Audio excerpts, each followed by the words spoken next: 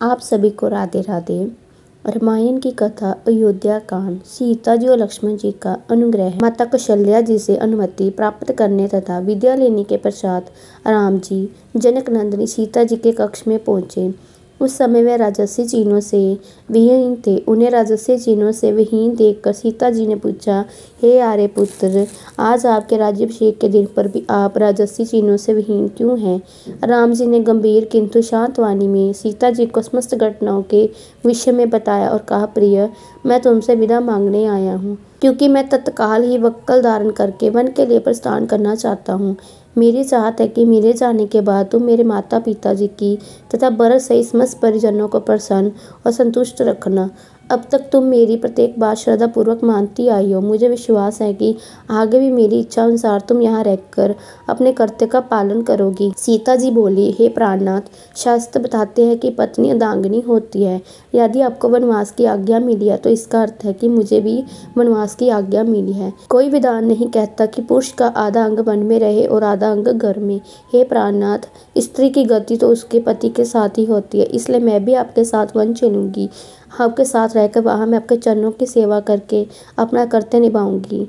पति की सेवा करके पत्नी को जब पूर्ण सुख प्राप्त होता है, वे सुख लोक परलोक के सभी सुखों से बड़ा होता है। पत्नी के लिए पति ही परमेश्वर होता है। यदि आप कंदमूल फल आदि से अपनी उदर पूर्ति करोगे तो भी मैं भी अपनी सुविधा ऐसे ही शांत करूंगी। आपसे अलग होकर स्वर्ग का सुख वैभव भी मैं स्वीकार नहीं कर सकती। यदि आप मेरी इस विनय और प्रार्थना की अपेक्षा करें, मुझे अयोध्या में छोड़ जाओगे, आपके वन के लिए प्रस्थान करते मैं अपने प्राण त्याग दूंगी। यही मेरी प्रतिज्ञा है। राम जी को वन में होने वाले कष्टों का ध्यान था, इसलिए वे अपने साथ सीता जी को वन में नहीं ले जाना चाहते थे। वे उन्हें समझाने का प्रयत्न करने लगे, किंतु जितना वे प्रयत्न करते थे, सीता जी का हठ उतना ही बढ़ते जाता था।